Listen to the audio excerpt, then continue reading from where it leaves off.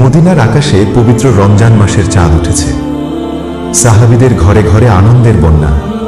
সবাই সাহারি ও ইফতারের জন্য প্রস্তুতি নিচ্ছেন। কারো ঘরে খেজুর, কারো ঘরে দুধ, কারো ঘরে গোশত রান্না হচ্ছে। কিন্তু এই আনন্দের মাঝেও মদিনার এক কোণায় জান্নাতের সর্দারিনী মা ফাতেমা রাদিয়াল্লাহু আনহার ছোট্ট কুঁয়ে ঘরটি ছিল নীরব এবং অন্ধকার।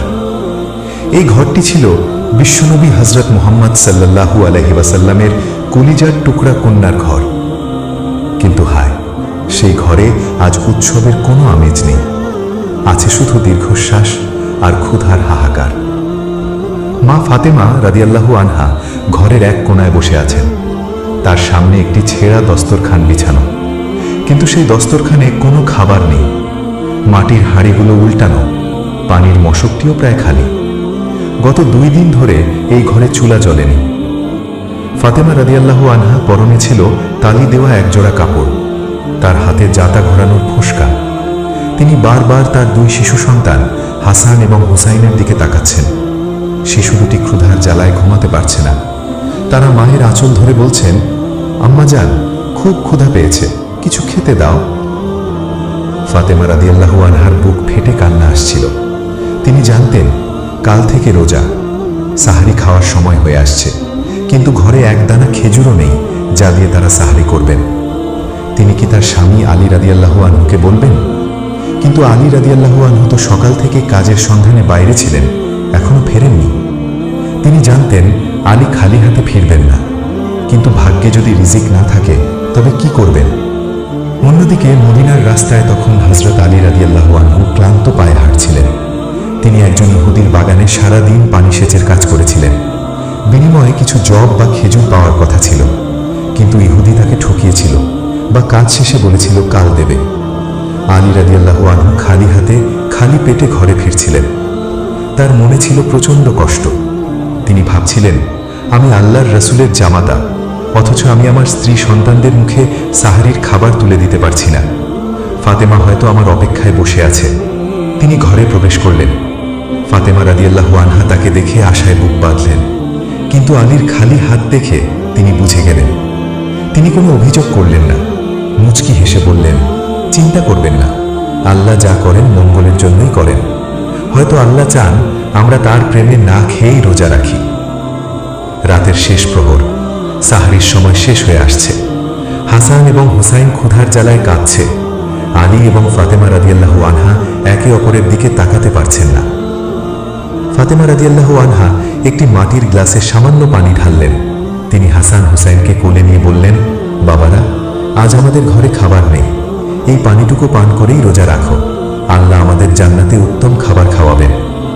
শিশু দুটি মাসুম, তারা মায়ের কথা মেনে নিল। তারা পানি পান করল। আলী রাদিয়াল্লাহু আনহু এবং ফাতেমা রাদিয়াল্লাহু আনহাও এক ঢোক পানি পান করলেন। তাদের পেট খালি, কিন্তু ঈমান ভরা। তারা নিয়ত করলেন, হে আল্লাহ, তোমার সন্তুষ্টির জন্য আমরা আগামীকাল রোজা রাখব। এভাবেই জান্নাতের সর্দারিনী এবং আল্লাহর সিংহ তাদের রমজানের প্রথম রোজা শুরু করলেন পেটে পাথর বেঁধে, চোখে পানি নিয়ে। পরের দিন সকাল, মদিনার আকাশে প্রখর রোদ। মা ফাতেমা রাদিয়াল্লাহু আনহা রোজা রেখেছেন। পেটে কোনো দানা নেই, শুধু পানি। তবুও তিনি ঘরের কাজ করছেন, ঘর ঝাড়ু দিচ্ছেন, হাসান হুসাইনকে গোসল করাচ্ছেন। কিন্তু তার শরীর দুর্বল হয়ে আসছে, মাথা ঘুরছে। দুপুর গড়িয়ে গেল। হাসান এবং হুসাইন রাদিয়াল্লাহু আনহুমা ক্ষুধার জ্বালায় আর খেলতে পারছে না। তাদের মুখ শুকিয়ে গেছে। তারা মাঝে মাঝে ক্ষীণ স্বরে ডাকছেন, আম্মা জান, পানি খাবো, আম্মা জান, ক্ষুধা পেয়েছে। ফাতেমা রাদিয়াল্লাহু আনহা তাদের বুকে জড়িয়ে ধরে কান্না লুকোচ্ছেন। তিনি বলছেন, আর একটু ধৈর্য ধরো বাবারা, সূর্য ডুবলেই আমরা খাবো, আল্লাহ আমাদের জন্য খাবার পাঠাবেন। ওদিকে হযরত আলী রাদিয়াল্লাহু আনহু রোজা রাখা অবস্থায় মদিনার অলিগলিতে কাজের সন্ধানে ঘুরছেন। তিনি ভাবছেন, ইফতারের সময় অন্তত বাচ্চাদের মুখে কিছু দিতেই হবে। অনেক খোঁজাখুঁজির পর তিনি এক ইহুদির কাছে কিছু পশম কাটার কাজ পেলেন। সারাদিন রোদে পুড়ে ঘামে ভিজে তিনি কাজ করলেন। বিনিময় পেলেন মাত্র 3 দিরহাম বা কিছু জব। সেই টাকা দিয়ে তিনি সামান্য কিছু খাবার কিনলেন। তার মনে আনন্দ, আজ অন্তত ফাতেমা এবং বাচ্চাদের মুখে হাসি ফোটাতে পারবেন। সূর্য ডুবো ডুবো, মাগরিবের সময় ঘনিয়ে এসেছে। মা ফাতেমা রাদিয়াল্লাহু আনহা দস্তরখান বিছিয়েছেন। আলী রাদিয়াল্লাহু আনহু ঘরে প্রবেশ করলেন, তার হাতে খাবারের পুটলি। ফাতেমা এবং হাসান হুসাইন খাবার দেখে খুশি হলেন। ফাতেমা দ্রুত খাবারগুলো তৈরি করলেন, সামান্য কিছু রুটি এবং খেজুর। তারা সবাই দস্তরখানে গোল হয়ে বসলেন, সবার চোখে মুখে প্রশান্তি। সারাদিনের ক্ষুধার পর এখন তারা ইফতার করবেন। ঠিক মাগরিবের আজানের আগ মুহূর্তে যখন তারা লোকমা মুখে তুলবেন, হঠাৎ দরজায় কড়া নাড়ার শব্দ হলো। একটি দুর্বল কণ্ঠ ভেসে উঠল, হে নবী পরিবারের সদস্যরা, আমি এক এতিম, আমি খুব ক্ষুধার্ত, আল্লাহর ওয়াস্তে আমাকে কিছু খেতে দিন। এই আওয়াজ শুনে ফাতেমা রাদিয়াল্লাহু আনহার হাত থেমে গেল। তিনি আলী রাদিয়াল্লাহু আনহুর দিকে তাকালেন, আলী রাদিয়াল্লাহু আনহু ফাতেমার দিকে তাকালেন। হাসান এবং হুসাইনও খাবারের দিকে তাকিয়ে আছে, আবার দরজার দিকে তাকাচ্ছে। ফাতেমা রাদিয়াল্লাহু আনহা বললেন, আমরা তো তাও কাল পানি খেয়েছিলাম, কিন্তু এই এতিম হয়তো কিছুই খায়নি। আল্লাহ কোরআনে বলেছেন, নিজেরা অভাবী হওয়া সত্ত্বেও যারা অন্যকে প্রাধান্য দেয় তারাই সফলকাম।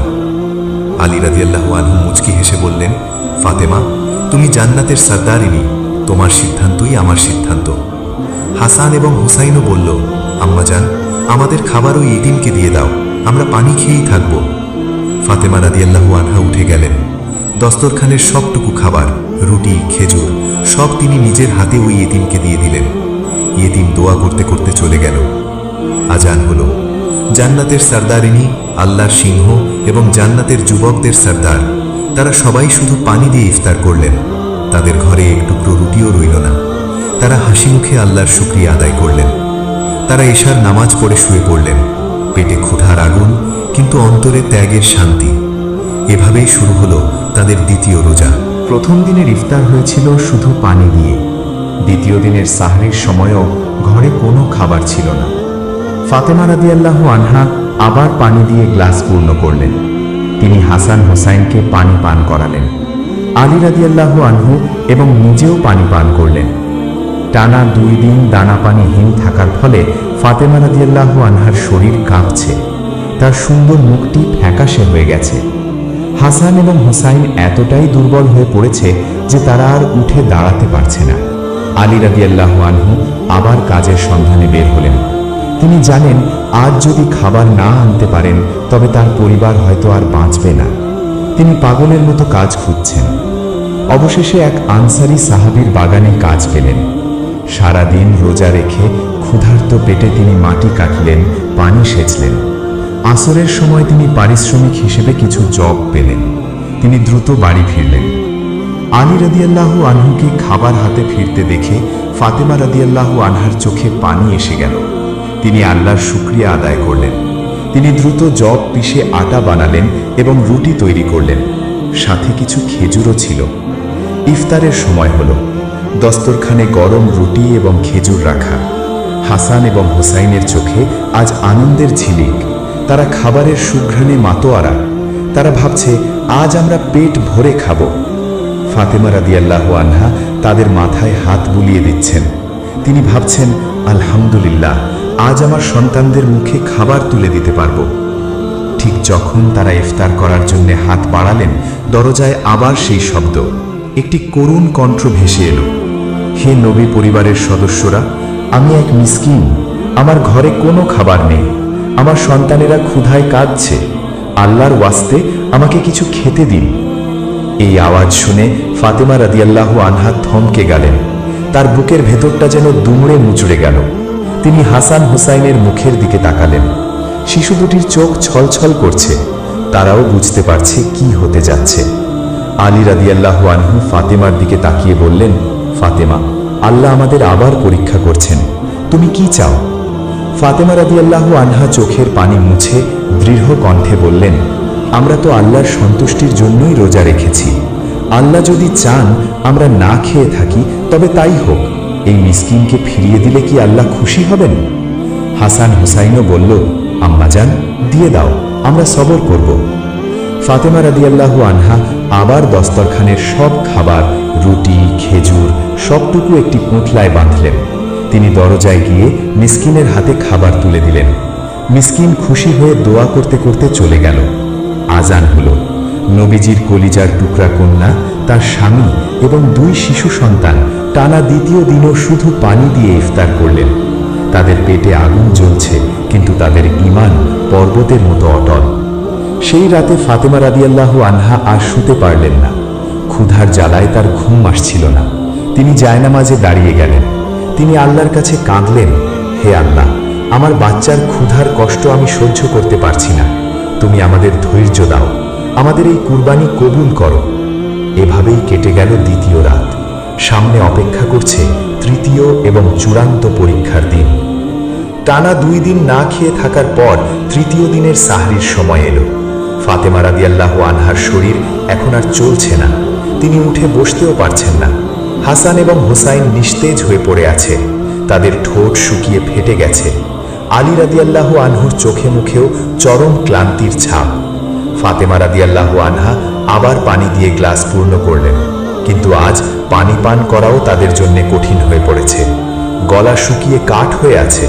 তবুও তারা আল্লাহর নাম নিয়ে পানি পান করলেন এবং তৃতীয় রোজার নিয়ত করলেন। ফাতেমা রাদিয়াল্লাহু আনহা হাসান হোসাইনের দিকে তাকিয়ে ফিসফিস করে বললেন, আল্লাহ আমাদের পরীক্ষা করছেন, তোমরা ভেঙে পড়ো না, জান্নাতের খাবার আমাদের জন্য অপেক্ষা করছে। সকাল হলো। আলী রাদিয়াল্লাহু আনহু ঘর থেকে বের হতে পারছিলেন না। তার পায়ে বল নেই, কিন্তু তিনি জানেন আজ খাবার আনতেই হবে। তিনি আল্লাহর ওপর ভরসা করে আবার কাজের সন্ধানে বের হলেন। মদিনার রাস্তায় তিনি হাঁটছেন, কিন্তু তার মাথা ঘুরছে। তিনি এক ইহুদির কাছে গেলেন। ইহুদি তাকে কিছু কঠিন কাজ দিল। আলী রাদিয়াল্লাহু আনহু ক্ষুধার্ত শরীরে সেই কাজ করলেন। তার শরীর থেকে ঘাম ঝরছে, হাত কাঁপছে, কিন্তু তিনি থামলেন না। কাজ শেষে তিনি আবার কিছু খাবার পেলেন। তিনি দৌড়ে বাড়ি ফিরলেন। ফাতেমা রাদিয়াল্লাহু আনহুকে দেখে আলী রাদিয়াল্লাহু আনহু একটু হাসার চেষ্টা করলেন। তিনি আবার খাবার তৈরি করলেন। আজ তিনি একটু বেশি যত্ন করে রুটি বানালেন। তিনি ভাবলেন, আজ আর কেউ আসবে না, আজ আমরা খাবই। সূর্য ডোবার সময় হলো। তারা দস্তরখানে বসলেন। হাসান হোসাইন খাবারের দিকে তাকিয়ে আছে। তাদের চোখগুলো চকচক করছে। আলী রাদিয়াল্লাহু আনহু খাবারের লোকমা হাতে নিলেন। ঠিক সেই মুহূর্তে যখন তারা মুখে খাবার তুলবেন, দরজায় আবার সেই পরিচিত শব্দ। এবার একটি ভারী কণ্ঠ ভেসে এলো, হে নবী পরিবারের সদস্যরা, কাফেররা আমাকে বন্দী করে রেখেছিল। এখন আমি মুক্ত, কিন্তু আমার কাছে কোনো খাবার নেই। আমি খুব ক্ষুধার্ত। আল্লাহর ওয়াস্তে আমাকে কিছু খেতে দিন। এই আওয়াজ শুনে ফাতেমা রাদিয়াল্লাহু আনহার হাত থেকে রুটির টুকরো পড়ে গেল। তিনি আলী রাদিয়াল্লাহু আনহুর দিকে তাকালেন। আলী রাদিয়াল্লাহু আনহুর চোখেও পানি। হাসান হোসাইন একে অপরের দিকে তাকাচ্ছে। আলী রাদিয়াল্লাহু আনহু বললেন, ফাতেমা, এটা কি আল্লাহর পরীক্ষা নাকি আমাদের নসিব? আমরা কি আজও না খেয়ে থাকব? ফাতেমা রাদিয়াল্লাহু আনহা বললেন, আল্লাহ আমাদের পরীক্ষা করছেন যে আমরা নিজের জানের চেয়ে আল্লাহর সন্তুষ্টিকে বেশি ভালোবাসি কিনা। এই বন্দীকে ফিরিয়ে দিলে আল্লাহ হয়তো নারাজ হবেন। আমাদের জান যাক, কিন্তু আল্লাহর হুকুম না যাক। ফাতেমা রাদিয়াল্লাহু আনহা আবার উঠে গেলেন। দস্তরখানের সবটুকু খাবার তিনি নিজের হাতে সেই বন্দীকে দিয়ে দিলেন। বন্দী অবাক হয়ে বলল, আপনারা কিছুই খাবেন না? ফাতেমা রাদিয়াল্লাহু আনহা বললেন, আমাদের জন্য আল্লাহ আছেন। আজান হলো। টানা তৃতীয় দিন নবীজির কন্যা এবং তার পরিবার শুধু পানি দিয়ে ইফতার করলেন। তাদের পেটে 3 দিন ধরে এক দানা শস্যও পড়েনি। তারা ক্ষুধার জ্বালায় কুঁকড়ে গেলেন, কিন্তু তাদের ঈমান আসমান ছুঁয়ে গেল।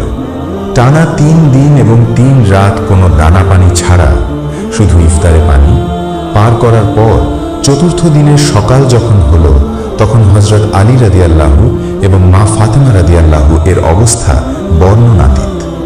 ফাতেমা রাদিয়াল্লাহু বিছানা থেকে মাথা তুলতে পারছিলেন না। তার শরীর এতটাই দুর্বল হয়ে গিয়েছিল যে কথা বলার শক্তিও ছিল না। হাসান এবং হোসাইন রাদিয়াল্লাহু ঘরের এক কোণায় নিস্তেজ হয়ে পড়েছিলেন। তাদের ছোট ছোট পেটগুলো পিঠের সাথে লেগে গিয়েছিল। তাদের চোখগুলো গর্তে ঢুকে গিয়েছিল। দেখে মনে হচ্ছিল যেন তাদের শরীরে আর প্রাণ নেই। হযরত আলী রাদিয়াল্লাহু কোনো মতে উঠে দাঁড়ালেন। তিনি হাসান এবং হোসাইনের হাত ধরলেন। তিনি ভাবলেন, আমি যদি আজ বাচ্চাদের নবীজির কাছে নিয়ে যাই, হয়তো তিনি কিছু ব্যবস্থা করবেন। আমি আর পারছি না। তিনি টলটলেতে বাচ্চাদের নিয়ে নবীজির হুজরার দিকে রওনা হলেন। নবীজি মসজিদে নববীতে বসেছিলেন। তিনি দূর থেকে দেখলেন আলী আসছেন, আর তার সাথে হাসান হুসাইন হাঁটছে না, বরং বাতাসের দুলনিতে কাঁপছে। তাদের অবস্থা দেখে নবীজি শিউরে উঠলেন। তিনি দৌড়ে তাদের কাছে গেলেন। নবীজি হাসান হুসাইনকে বুকে জড়িয়ে ধরলেন। তিনি দেখলেন ক্ষুধার জ্বালায় তাদের শরীর কাঁপছে পাখির ছানার মতো। নবীজির চোখ দিয়ে অঝরে পানি পড়তে লাগলো। তিনি আলী রাদিয়াল্লাহুকে জিজ্ঞেস করলেন, হে আলী, তোমাদের এ কি দশা? তোমরা কি কিছু খাওনি? আলী রাদিয়াল্লাহু মাথা নিচু করে বললেন, ইয়া রাসূলুল্লাহ, গত 3 দিন ধরে আমাদের ঘরে এক দানা খাবারও ছিল না। আমরা যা পেয়েছিলাম সব আল্লাহর রাস্তায় বিলিয়ে দিয়েছি। ফাতেমা ঘরে মরার মতো পড়ে আছে, তার অবস্থা আরো খারাপ। নবীজি আর দেরি করলেন না। তিনি আলী এবং বাচ্চাদের নিয়ে দ্রুত ফাতেমা রাদিয়াল্লাহু এর ঘরের দিকে ছুটলেন। তার মন অস্থির হয়ে উঠল। তিনি ভাবলেন, আমার কলিজার টুকরা ফাতেমা না জানি কেমন আছে। নবীজি ফাতেমা রাদিয়াল্লাহু এর ঘরে প্রবেশ করলেন। তিনি দেখলেন ফাতেমা রাদিয়াল্লাহু জায়নামাজে সিজদারত অবস্থায় পড়ে আছেন, কিন্তু তিনি নড়ছেন না। তার শরীর এতটাই দুর্বল যে তিনি সিজদা থেকে মাথা তুলতে পারছেন না। তার পেট পিঠের সাথে মিশে গেছে, তার চোখগুলো বসা।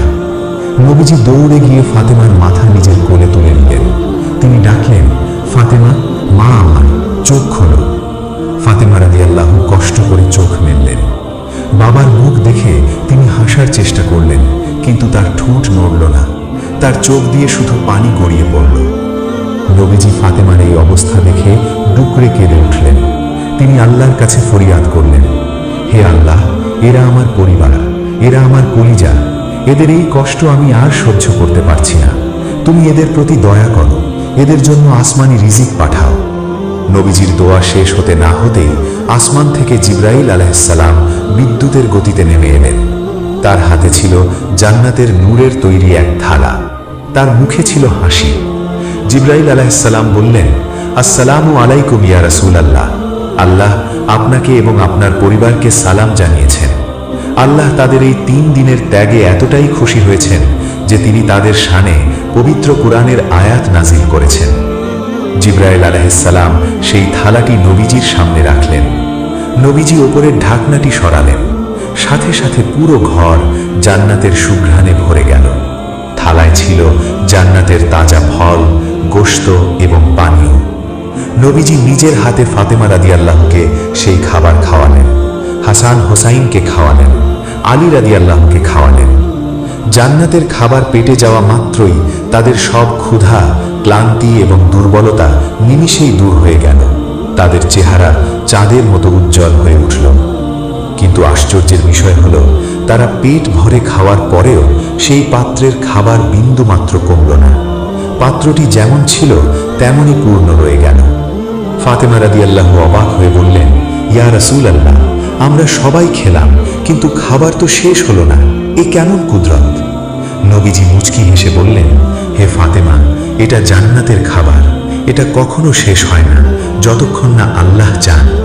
এই খাবার তোমাদের জন্য আল্লাহর বিশেষ মেহমানদারি। ততক্ষণে ইশার নামাজের সময় হয়ে গেছে। হযরত আবু বকর রাদিয়াল্লাহু, হযরত ওমর রাদিয়াল্লাহু এবং হযরত উসমান রাদিয়াল্লাহু নবীজির খোঁজে নবীজির হুজরার দিকে এলেন। তারা হুজরার কাছাকাছি আসতেই থমকে দাঁড়ালেন। হযরত ওমর রাদিয়াল্লাহু বললেন, হে আবু বকর, আপনি কি কোনো সুঘ্রাণ পাচ্ছেন? এমন সুঘ্রাণ তো আমি মদিনার কোনো অতরের দোকানেও পাইনি। মনে হচ্ছে যেন জান্নাতের দরজা খুলে দেওয়া হয়েছে। তারা ধীর পায়ে ফাতেমা রাদিয়াল্লাহু এর দরজায় এলেন। নবীজি তাদের দেখে ডাকলেন, এসো, ভিতরে এসো। সাহাবীরা ঘরে ঢুকে দেখলেন নবীজির সামনে সেই নুরানি পাত্রটি রাখা। ঘরটি আলোয় ঝলমল করছে। সাহাবীরা জিজ্ঞেস করলেন, ইয়া রাসূলুল্লাহ, এই খাবার কোথা থেকে এলো? নবীজি বললেন, এটা আল্লাহ পাঠিয়েছেন আমার ফাতেমার সবরের বিনিময়ে। তোমরাও এসো, এখান থেকে খাও। সাহাবীরা সেই খাবার খেলেন। তারা মুখে দিয়েই বললেন, আল্লাহর কসম, এমন স্বাদের খাবার আমরা দুনিয়াতে কখনো খাইনি। এর স্বাদ মধুর চেয়েও মিষ্টি, মাখনের চেয়েও নরম। খাওয়া শেষে নবীজি হাত তুললেন। তিনি ফাতেমা, আলী এবং হাসান হোসাইনের জন্য খাস দোয়া করলেন। তিনি বললেন, হে আল্লাহ, তুমি আমার এই পরিবারকে দুনিয়া ও আখেরাতে সম্মানিত করো। তাদের এই ত্যাগকে তুমি কিয়ামত পর্যন্ত উম্মতের জন্য দৃষ্টান্ত বানিয়ে রাখো। যারা তাদের ভালোবাসবে তুমি তাদের ভালোবাসো। ফাতেমা রাদিয়াল্লাহু সিজদায় লুটিয়ে পড়লেন। তিনি কাঁদছিলেন, কিন্তু এই কান্না ছিল আনন্দের। তিনি বললেন, হে আমার রব, আমি তোমার সন্তুষ্টির জন্য 3 দিন না খেয়েছিলাম, আর তুমি আমাকে জান্নাতের খাবার খাওয়ালে। আমি তোমার কতটুকু শুকরিয়া আদায় করব? আল্লাহ তাআলা তখন জিবরাইল আলাইহির মাধ্যমে জানিয়ে দিলেন, হে নবী, ফাতেমার এই ত্যাগের কারণে আমি তার জন্য জান্নাতে এমন এক প্রাসাদ তৈরি করেছি যার নাম বাইতুল হামদ, প্রশংসার ঘর। সেদিন রাতে মদিনার বুকে এক প্রশান্তির বাতাস বয়ে গেল। ফাতেমা রাদিয়াল্লাহুর ঘরের সেই ঘটনা সাহাবীদের মুখে মুখে ছড়িয়ে পড়ল। সবাই জানল নবীজির পরিবার আল্লাহর জন্য কতটা ত্যাগ স্বীকার করতে পারে। সকাল হলো। ফাতেমা রাদিয়াল্লাহু আবার তার স্বাভাবিক জীবনে ফিরে গেলেন। যাতা ঘোরালেন, ঘর ঝাড়ু দিলেন, কিন্তু তার অন্তরে ছিল এক জান্নাতি প্রশান্তি। তিনি দুনিয়ার কষ্টকে আর কষ্ট মনে করতেন না, কারণ তিনি জানতেন তার রব তার সাথে আছেন। প্রিয় দর্শক, মা ফাতেমা রাদিয়াল্লাহুর এই ঘটনা আমাদের শেখায় যে আল্লাহর রাস্তায় কোনো কিছুই বিফলে যায় না। আমরা যদি ধৈর্যের সাথে আল্লাহর হুকুম মানি এবং নিজের প্রয়োজন সত্ত্বেও অন্যকে সাহায্য করি, তবে আল্লাহ আমাদের অকল্পনীয় পুরস্কার দেবেন। দুনিয়ার কষ্ট ক্ষণস্থায়ী, কিন্তু এর বিনিময়ে পাওয়া জান্নাতের সুখ চিরস্থায়ী। আল্লাহ আমাদের সবাইকে মা ফাতেমার মতো ত্যাগের মানসিকতা দান করুন। ভিডিওটি ভালো লাগলে লাইক দিন এবং শেয়ার করুন। আল্লাহ হাফেজ।